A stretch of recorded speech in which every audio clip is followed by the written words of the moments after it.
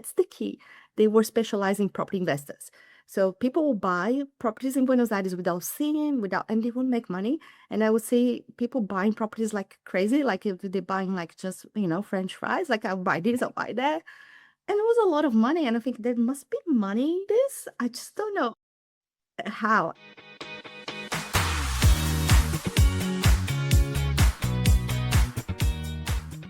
G'day everyone, this is Iynka here. Welcome to Investor Journeys, where we chat with everyday Aussies and seasoned investors about their property journeys, the wins, the stuff-ups and everything in between. Whether they've got one property or a whole portfolio, we dive into how they did it, what they've learned and what their journey's been like so far. No fluff, just real stories from real people. So let's get stuck in. G'day everyone, welcome to another episode on the IJ podcast. We've got a very different guest today. We were having a bit of a chat off air and, it's probably not something that we've had in the past, which is really exciting. And the other exciting part is that I don't actually know this guest that well. A lot of the other guests I've had before, I know in some form, but, I'm really excited to have this guest on our podcast. So without further ado, Vanessa, thanks for joining on today. Thank you. Thank you so much for inviting me, Iynka. Really appreciate you took the time to invite me in. No problem. I understand you've been so busy that you've managed to just have a seat now. So it's busy times at the moment. It is indeed. Well, thanks again. So really, look, we were having a chat off air and you're telling me a little bit about what you do, but, I'd love to hear a little bit about your background before we get into that. And I think the listeners will get a lot out of this podcast. So yeah, do you want to tell us a little bit about your background, where you've come from and, if you grew up in Australia, I'm not sure, but, do you want to give us a bit of background? Absolutely. It is a pleasure to share my journey because I guess I've been here in Australia for quite a few years. I think I arrived in 2008. Okay. And I guess a lot of people that come to Australia with a big dream and arriving here, I arrived with 2 bags with my husband and basically started with like, now what, right? So Yeah. 2 bags, typical migrant, had to find our way. We arrived in Melbourne. Back in the day, we started working straight away, but I always had this thing. I want to do something property and just a bit of a background in that in 2002. So you can tell how old I am, like roughly, but in 2002, I had a job as a real estate agent back in Argentina where I lived. I'm Brazilian originally, but I lived many years in Argentina before coming here. And that planted a seed. Though I didn't know exactly what I was doing. I was young and silly. Now I'm just silly, right? But I start seeing a different world that you could actually make money in property. But it kept in my mind, and I thought, okay, that's an interesting thing. But fast forward many years, I came to Australia and I told my husband, said, let's buy a property in 1 year. And he said, are you out of your mind? I said, let's do it, right? I didn't know what I didn't know. So 1 year, exactly, we bought our, what we call PPR, principal place of residence. We didn't know. We didn't have any property education, anything like that. I wouldn't have bought this property today with what I know now, but usually we start with like, you just give it a very good go, right? So I bought that property. It was a brand new townhouse from a developer. And usually right now, this is what I do. Even though I don't do townhouses, I develop properties. So I wouldn't have bought that specific property right there. But anyways, and I thought, oh, this is fascinating. You can actually make money. But I didn't know how to do that, right? Everybody thinks in property, in Australia, property is fascinating. But there's I guess, a level of unknown.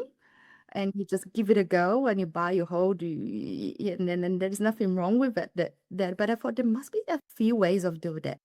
And again, fast forward many years, in 2016, I found somebody, a property educator, and I thought, oh, I might as well just get educated and to see how I can do this properly. And then I started learning. And again, I'm a very goal-oriented person. So if you get to know me a little bit more, I go set myself saying, 1 year I want to do a deal. Though I didn't know what is a deal, right? Because so far, the only thing I knew, and probably a lot of people can relate to that, is like you buy, you hold, you wait for the property to go up, and that's all I knew.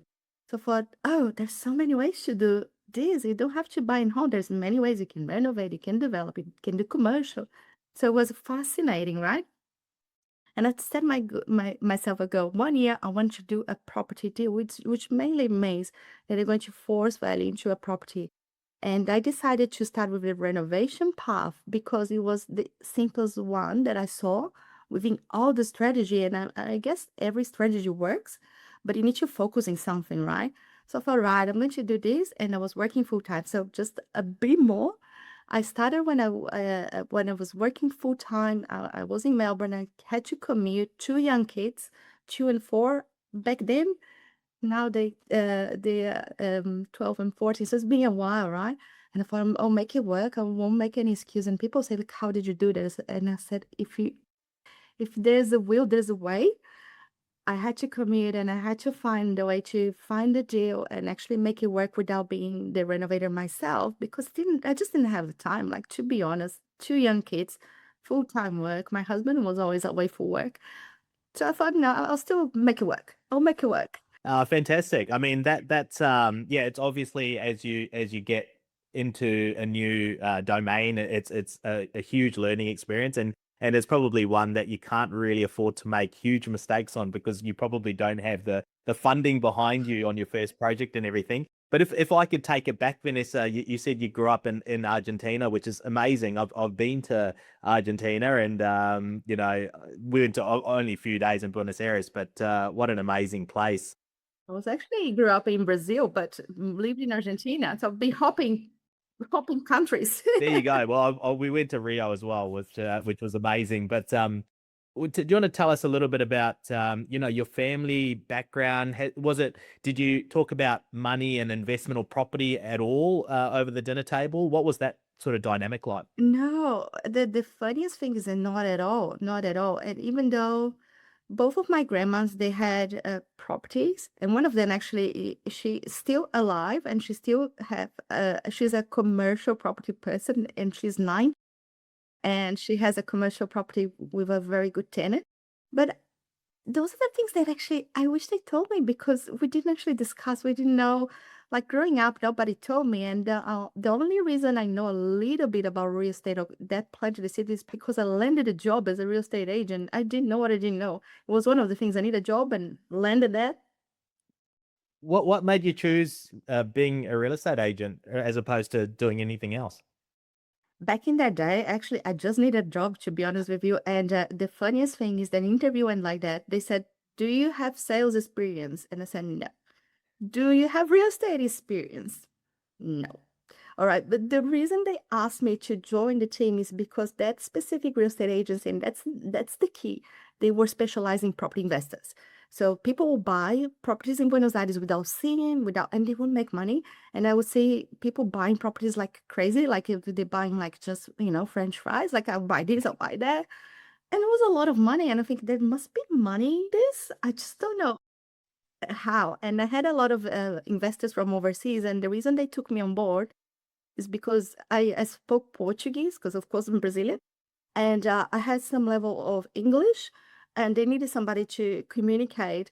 And honestly, I was mainly work as a translator, to be honest, than a real estate agent. I didn't have experience, and we dealt with embassies, consulates, and it's like a whole different world. Yeah. And I thought, there's money in here. I just don't know how to do this. Yeah, I mean, you're brand new. I mean, it's funny, and it goes, I think, all around the world with real estate. Like, there's so many different professions that come into real estate or no experience at all because like it's such a people orientated profession, and such a different type of profession that you get people from all walks of life. You don't have to have the degree and everything that many other jobs have.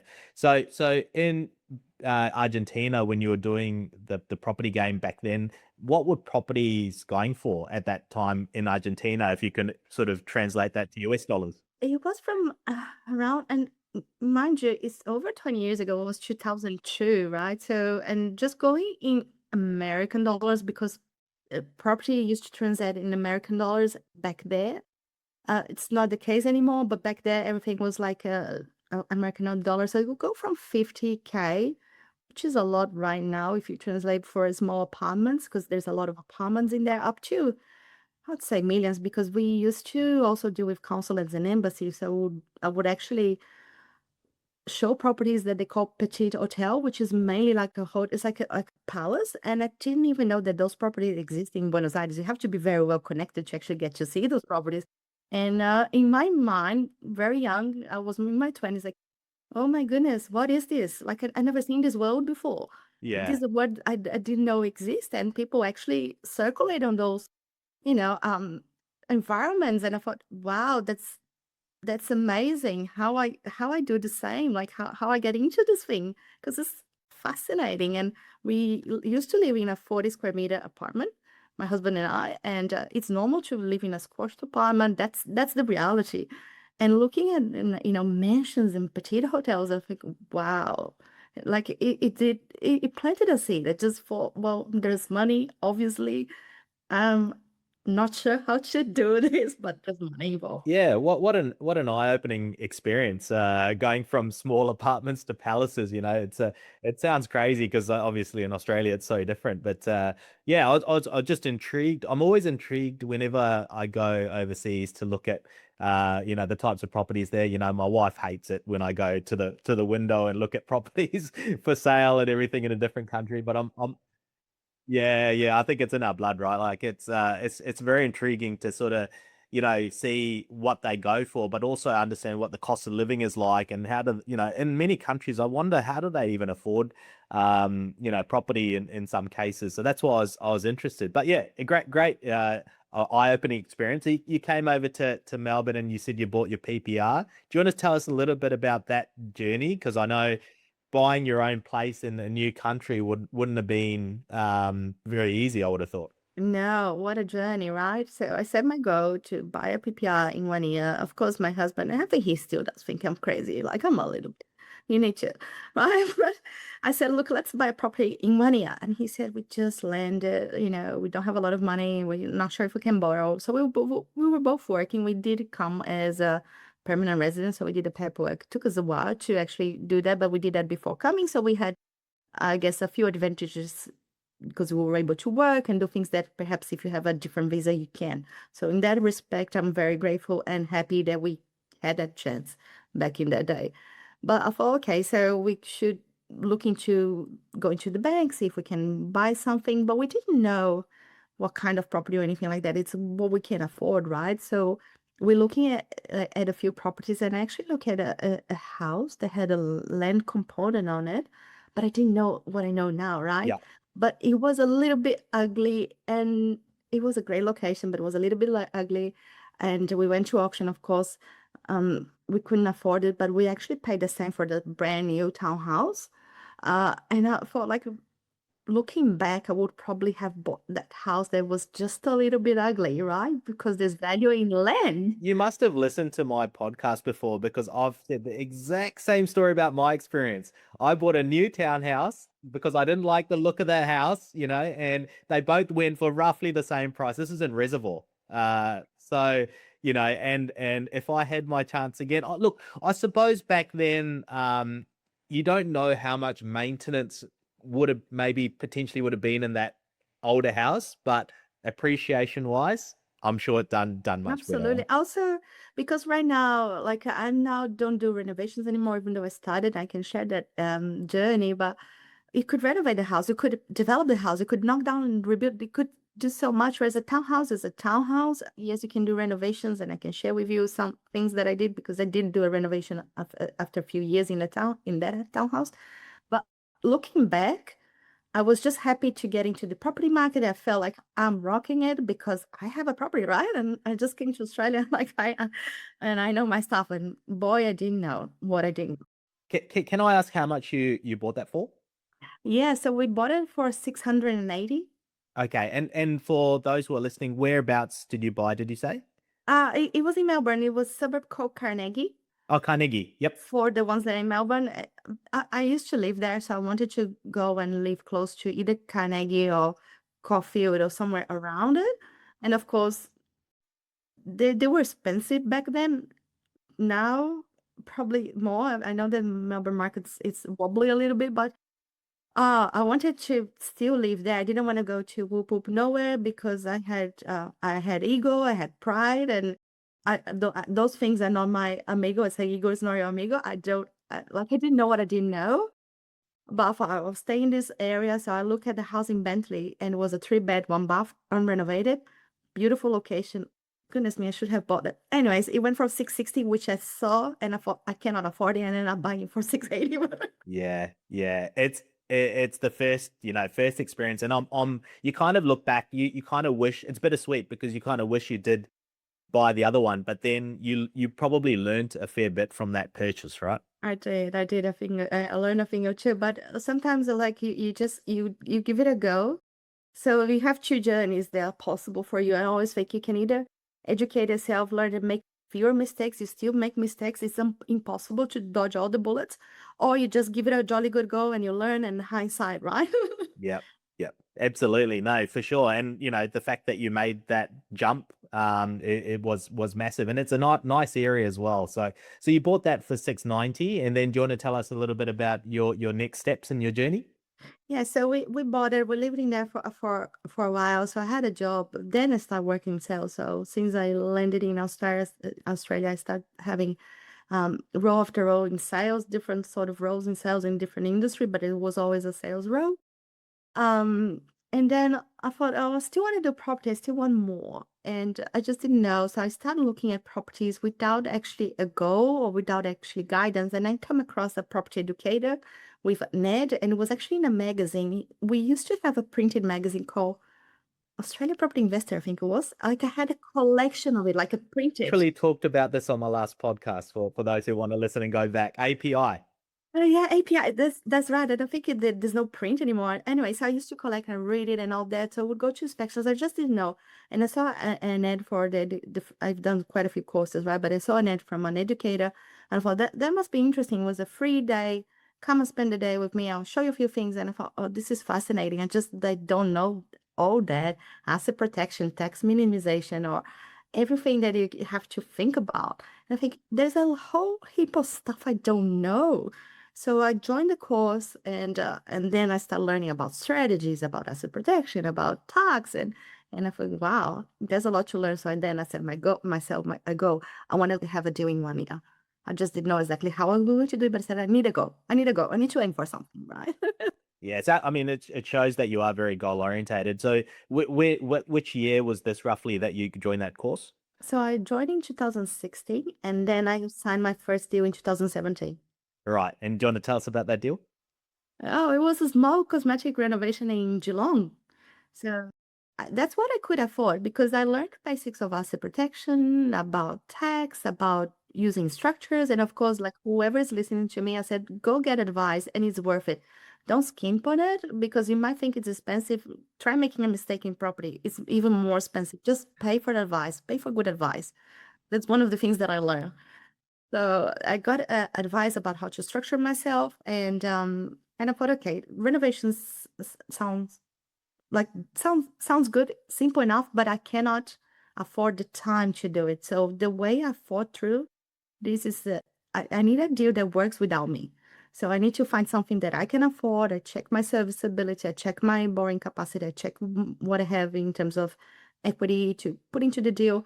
But I need to make sure that I don't budget the renovation based on me doing the work because it's unrealistic. I used to commute from Carnegie to the city to work. I had the 2 young kids, and honestly, time was a real challenge.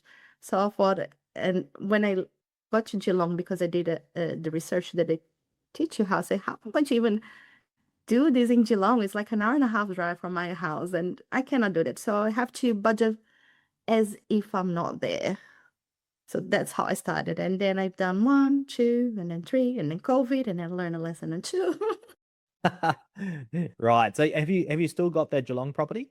No, no, because the idea was to build equity by doing deals that I would go in, force value in the property, get out, get paid, go again, and start building that a pot of gold, as what they say, like what do they say? Like I think they call, well, The there's nest a egg kind of, specific yeah. name, that chunk, like the chunk of money, right? Yeah. That you get into that. So you build that up, and once you have enough, then you can park into perhaps strategies that are cash flow deals that you just keep the property and the cash flowing. But I had two challenges. One was equity and one's cash flow. So I just choose my bud. I said, I'm not going to solve everything. So I'm just going to start with my equity, start building up, building up, building up. And then I took a liking on it and I never stopped. And John, can you share some numbers for the listeners? Our listeners love numbers. So for the Absolutely. The Geelong property? yeah, Yes, sure. It was a small deal, guys, and it's not glamorous. You're going to laugh at, but that's my start. So I bought it for 211, and no, they don't sell for that anymore. But I bought it for 211. I had 18,000 in the renovation costs. The reason being is because we didn't do much. We didn't go, demolishing anything in the house. We kept everything mainly how it was. It was a purely cosmetic. I was very lucky, I guess, or persistent that I found a good team and they kept to 18,000. Then the next few renovations then didn't work anymore because they said, well, this is very small budget. But we did that and we sold it for 305. So when you take all the costs of buying, selling, and all that, I made around 34,000. And that was the beginning of the journey. So there was, yeah, very small, not glamorous. absolutely. And did you? So I assume you would have had to hold it for 12 months to get the capital gains discount, and I'm assuming also you would have calculated, okay, it's not going to be rented for a certain time potentially. Was that all included in your thinking when you first started? It is a great, great question. I'm so glad you asked because this deal was an interesting one because I was looking to buy, renovate, and sell. And guys, this is not accounting advice, but usually when you force value into a property and you sell, you're not into capital gains, you're into income tax because you're actually in the business of real estate. So this is income. This is not something, it's not an asset that is producing something that is capital gain. So usually when we're doing renovations and developments that we buy, force value, and sell, it's not the capital gains that applies, but please take it as a grain of salt because I'm not an accountant anyways. Yeah. But it's a great question because when I bought this property, it was a great deal, but I had tenants in there and I couldn't kick them out. And they had still a lease. And what I had in my contract is called subject to lease agreement, meaning I had to wait. So I bought with the intention to renovate and be in the business of real estate, but I ended up being an investor by sort of accident in the beginning because I had to wait. So when they finished the lease, I was still wanted to go and do the renovation, all that, and it was not over 12 months. But then I start talking to my team, and the interesting thing that happened back then, and things happened, right, guys? They said, look, we are going to be away, so we won't be able to start the renovation when it's vacant. So I thought, oh, now, and I actually forgot to tell an important thing. Now I'm actually living in Brisbane. So when I was ready to go, I was already living in Brisbane. I'm not in Melbourne anymore, not close to Geelong. And I thought, now I have to find a team. And there's an interesting challenge in this deal, right? I thought there are two ways. I can either try it out or be an investor again, rent it for 12 months because they wanted to stay. And then that will give them plenty of time to be back from their holidays and so forth. And I asked my accountant how it will work. And she said, look, if you had the intention to keep it, then capital gains apply. So you actually can prove today to it. I'm not always get Get advice, your advice. Yes. right? But I had a tenant and actually re-signed them. So I was actually an accidental investor in my first deal. It was not the original intention, but ended up being like that. And then when I finished the lease, I did say, look, I'm going to sell this property, so the renovate, and then the capital gains did kick in because there was tenant, there was re-sign them, and then yeah, so I did have the discount, but it was, I'm not sure, lucky or something. It was unplanned. Well, I think it's a great point, Vanessa. I mean, talking to your accountant before you do these kind of added value strategies is so important because tax plays a huge part in it. Oh yeah. And understanding the structure, timing, and real, to be honest, the feasibility on your numbers in terms of how much you can get out of it, it's so important. But you hear so often about people who do development or renovations and then they talk to the accountant later on. And so then it's all said and done, and then you kind of have to go backwards, and then it may not work. It may still well have. But I think that's a great point. Do you want to tell us also what did you do in that renovation in terms of the cosmetic uplift you did? Yeah, so what we did is we painting the floor because there was a very ugly in like if you see my name on Facebook, I recently shared like just before and after the kitchen we kept exactly as it was, but we done is we put new appliances and did new bench top and the flooring was it was very simple.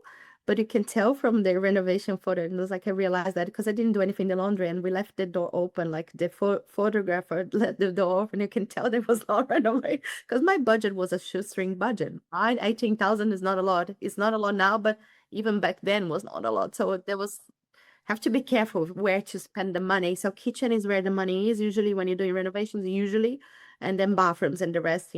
Try to keep it tidy, paint, and if you don't have a budget put it where the money is. Yeah. I'm really keen to get more insight in renovation tips, but let's park that for a little bit Okay.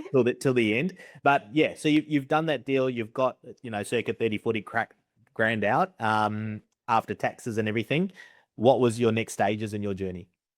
So I found that that worked, right? So I took a bit of time to understand the basics and actually find that area that there was a discrepancy between unrenovated property and renovated. Back then was that area in Geelong that doesn't work right now, but you have to understand that you need a gap between unrenovated and renovated and make sure that you have a budget, but you also have a team to guide you because sometimes you think you can do it, but then when you talk to the team a little bit closer, it's more than you think, and then the deal is not actually a deal. So you have to be super careful with those things. Because my second deal, Yeah, sorry to interrupt. Oh, that's a great point because I'm thinking about some of my properties, right? And the fact when you said, this is going to be one of my questions later, but I'm going to say it now.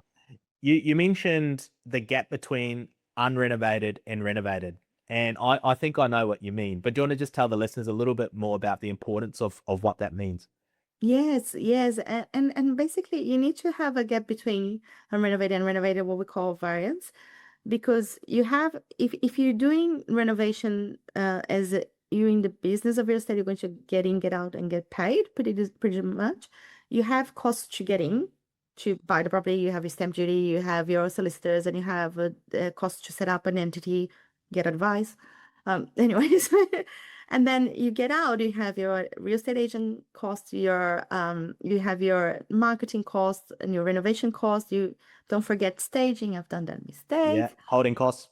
Holding costs, and then so if there's not enough, it might not work. And the interesting part is that the real estate agents, when they're selling properties, they're renovated. Sometimes it's a lot of work. It's not really renovation. It's almost like structural demolition sort of material.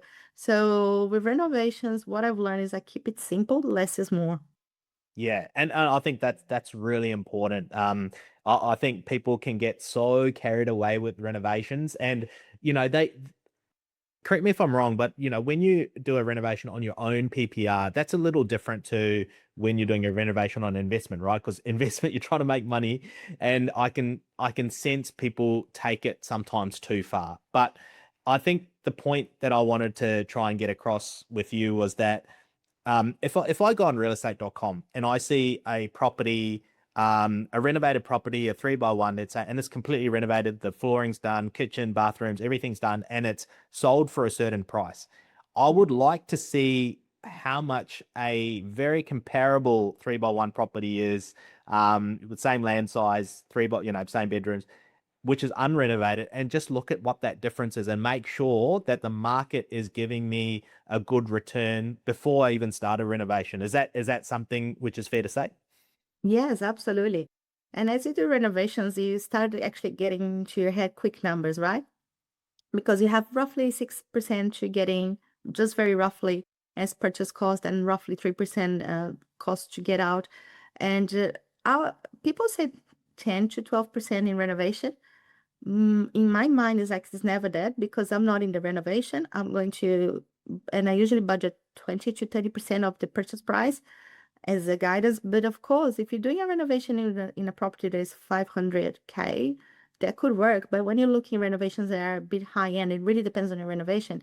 Even if it's cosmetic, if you put a property that is $1 million and you wanted to get a good gap, just by doing 10%, it probably won't work. So those numbers is very, rule of thumb, but million less. But once you start getting to renovations that are a bit more fancy, even if you don't do a lot, but the purchase price is higher, that formula, from what I see, and especially with my clients, I do help people, it doesn't work. It's just like, make sure you understand that that won't work. It's just a rule of thumb, so you get some sort of guidance, but you really need to go property by property and what the marketing in the area that you're looking at is doing. Yeah, absolutely. And you got to know your area as well, and the difference between the type of, renovations. And of course, you got to understand what that renovated, what have they actually done, and I'm guessing you got to estimate how much they might have put in to see if it's all worth it. So obviously that's where your expertise comes in. So yeah, so you've you've done the Geelong. What's your next steps there? Okay, so I've done a few in Geelong until COVID hit, and then the area didn't work. So we were very lucky. I actually posted yesterday because my third renovation in the same area, I bought it in 2019, right in the end. And I said, oh, in the beginning of 2020. And if you have any memory from what happened in 2020, especially in Victoria, was an interesting exercise to manage a remote renovation, because that's how I done it anyways. No suppliers, no materials, no and in Victoria, you could only get one trade at a time. Yeah, we're talking about COVID, guys, by the way. Yes. For those who are trying to think about it. Maybe we have a younger audience, right? I can tell them all that we So it was an interesting exercise, and then I realized that there it doesn't work anymore. But I was in a deal, so you have to be super resourceful, regardless if you're a buy and hold investor, if you are a renovator, if you're a developer, because that's what I do now. You have to think, okay, now I have this problem, but don't sit on the problem. Identify the problem, go into solution mode. You need to get out. You need to do something. So I thought maybe it's not my best deal, but I'm already there, so I'm going to take my best shot. And if I have an offer that I break even or don't lose money, I'll take it. Okay. So I took it and I made a glamorous amount of $10,000. For all that effort. Yeah, yeah. At least you didn't lose money. And it's interesting because I think human beings, we procrastinate on decisions, and the more you procrastinate, the worse it gets. You can't, especially in real estate. Yeah. I'm just going to take the decision. As long as I don't lose money, I'm happy to let it go, take it as an experience, take it off, move on. Yeah, for sure. Look, COVID tripped a lot of people up. We're fortunate that we could still go on and work and have jobs and obviously do some of these projects. But yeah, a lot of people affected, especially in Victoria. So you've moved on from Geelong, Yes. made a little bit of money. What was your next steps? So I was doing that as a cookie cutter approach, right? Because I had a team, the system, I was managing remotely, and I'd done quite a few property courses. And one of my mentors said, it's fascinating how you do renovation because you have a system. And I said, dude, it doesn't work anymore, but yes. He said, why don't you do development? And then actually, I never thought about it. And I said, well, I don't know. He said, well, you have the course, so you can just follow the steps. And I said, but it's a big jump from renovation to development to do subdivisions and townhouses, whatever that might be. He said, you already have the mindset of a developer. You have a system. Apply.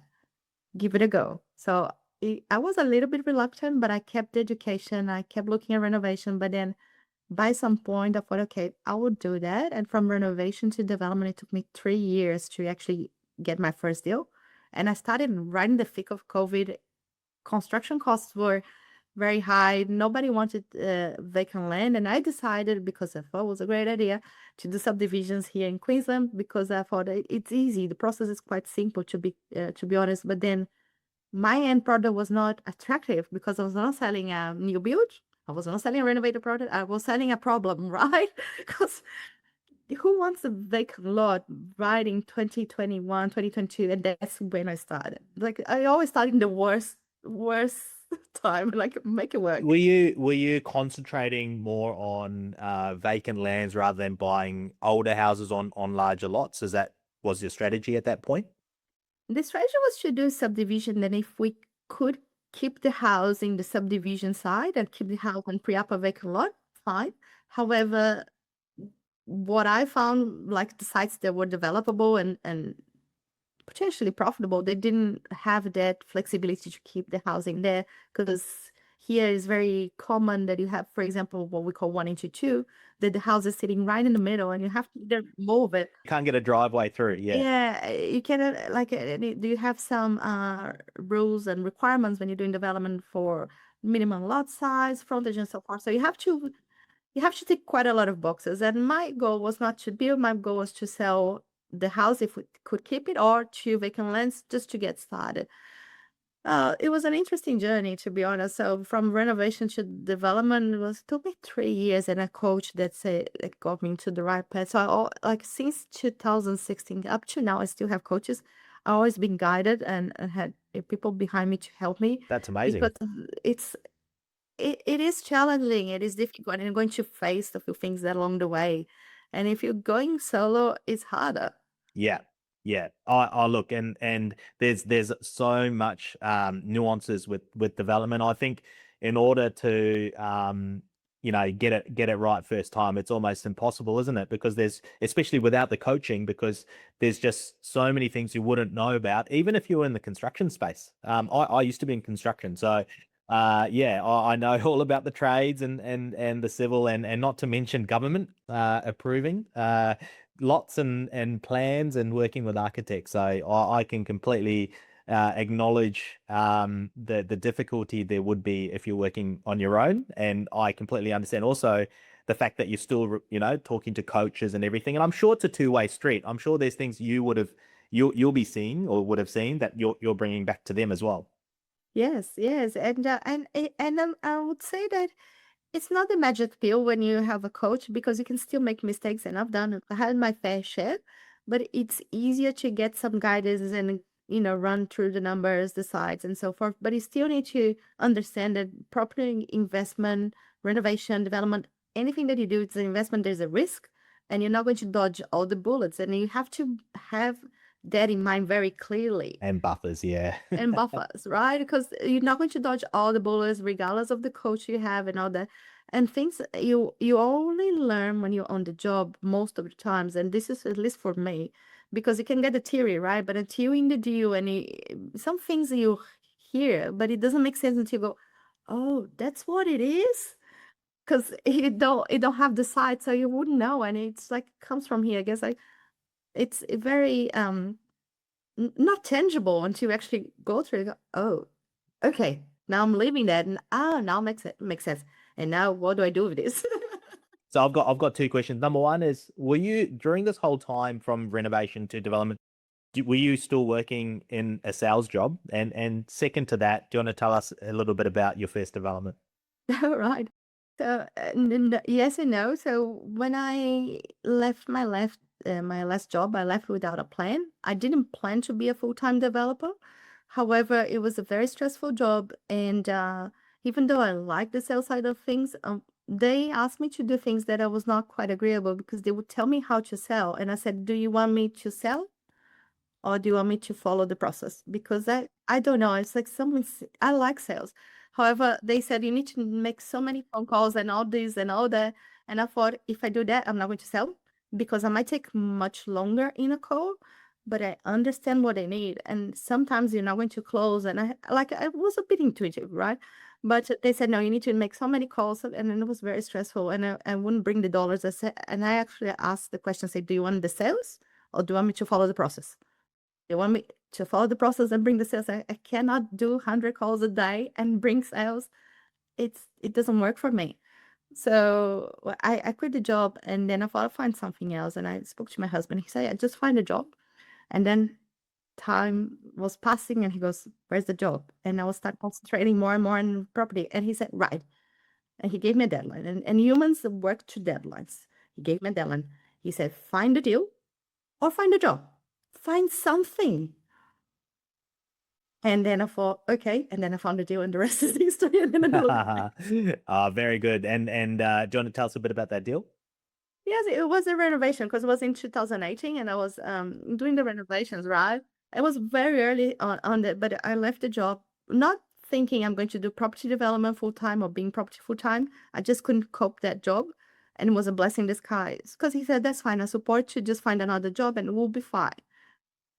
But then I didn't find a job. I was, more and more into property, and until he he said, "What are you doing?" And Yeah, so because I was wondering because obviously the way to get borrowing capacity is you gotta have income coming in. So that's why I was asking that question. So fast forward to your you've looked at development now. What was your first development like? okay, the first development was completely different from what I expected. I was looking for 1 into 2 subdivision deal in Brisbane. I was looking to using borrowing capacity, using joint ventures, money partners. It's a whole new different thing. But and I thought I was going to do residential loan because it was a small deal, right? That's what I was looking. But I landed at 2 into 4 subdivision deals, so two properties side by side that I could subdivide in four. And regardless of what I wanted to do, I learned so many lessons in finance because my contract of sale for that particular property, it was the same owner, but two properties in the contract, is that I couldn't get residential loan how I used to be, like getting the loans. The reason being is because my contract had two properties. Yeah, but you're going to four. I did a delay settlement early access, so I lodged a development application, and it was already approved for 4 lots. So it was so obvious there was development. And not only that, I got a no from a broker, and for me, no is like, okay, just keep going. It's next opportunity. So I went to second broker. Third broker said the same thing. You cannot get residential finance because of your contract. And one of the clauses that says subject to stormwater discharge to buyer satisfaction, meaning I had to discharge stormwater to the back with my back neighbor. If the back neighbor said no, I had to back out of the deal. But that's it was a screaming development, right? And they say if it's a small development, maybe you get away. But if you put in four, there's no way. It doesn't matter your serviceability. You're not going to get residential loan. And I didn't want to hear, right? But sometimes just a bit stubborn. And so I'll go to develop broker 2, 3, and the third one they said you just cannot get residential finance. And so this is my first development deal, and I'm already like roadblock after roadblock. You couldn't have picked you almost picked a harder one, Vanessa. I mean, yeah, the finance, stormwater. Yeah, and like I must love challenge, but hey, uh, one of my mentors, and I really like the way he says things to us, and he says, developers, we get paid to solve problems. That's what we do. We get paid to solve problems. Then I thought, okay, I'll take that. I will solve problems. So I had to understand, not because I want to, because I had to, how to work with development finance, how to go with much higher interest rate, completely different borrowing, because residential people don't want to touch me anymore. Like, not doing that. Oh, so okay, so let's go, let's do that. And I learned a lesson too. Oh boy. Yeah, look, my understanding is that as soon as you have four more, that's classed as a commercial, or at least in Victoria, I don't Exactly. know. It's commercial. Yeah, that's right. So that's a completely different ball game with that in terms of restrictions, finance, conditions, everything. So not that I am a developer, but also I've heard. So yeah, so how did that project go? The project, it's an interesting one, right? So it took longer than expected. We made quite a few mistakes, even though I had a joint venture partner working with me. We were profitable. We shared this deal quite a while ago because we finished a long time ago. But basically, one of fundamentals, right? Because sometimes, like you just want to appear that you look doing the amazing things. We had two properties. We had a very flexible deal, and we could fit 4 lots, so we did. However, it was not probably the most commercially viable option. We could have done townhouses, which is not our strategy. We did the numbers, and that's what we thought was the best idea. But however, we had very narrow lots, meaning very hard to build. And again, remember, I sell land, right? So very hard to build. The frontage was quite narrow. So again, very hard to build, very small lots. And council, when they give you approval, they don't check, is this profitable? They check, did you tick the boxes? Good, approved. So one of the things that I learned hard way is because you can, doesn't mean you should. I was like, in my mind, it's like, I'm rocking it. My first development, 4 lots. Oh, I'm so amazing. Yeah, oh boy.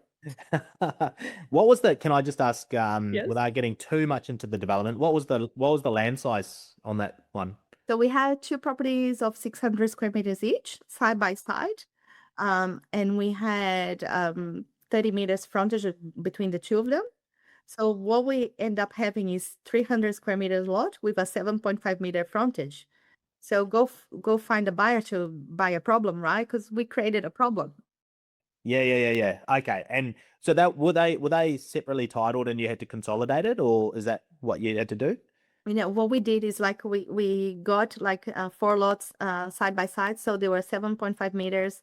I can't remember the depth now. Maps came my mind, but it was 300 square meter lot. So it was very small lot with very narrow frontage. So if you were going to use like Metricon or Clarendon, they wouldn't go there because it doesn't take the 10-meter frontage minimum. So it was very hard to build in there, and then took a long time to sell. And the only reason is that I was like needed a costume build, and it was difficult to build. And the builders, when I start asking builders because of why it's not selling, I'm just going to call a few builders and check what can be done. And they go, I wouldn't touch it. I wouldn't touch it. And I go, okay. So I just created a problem for myself, because if no builders will touch it, it's too difficult. It's not a very sexy product to sell, right? Because nobody wants to touch it.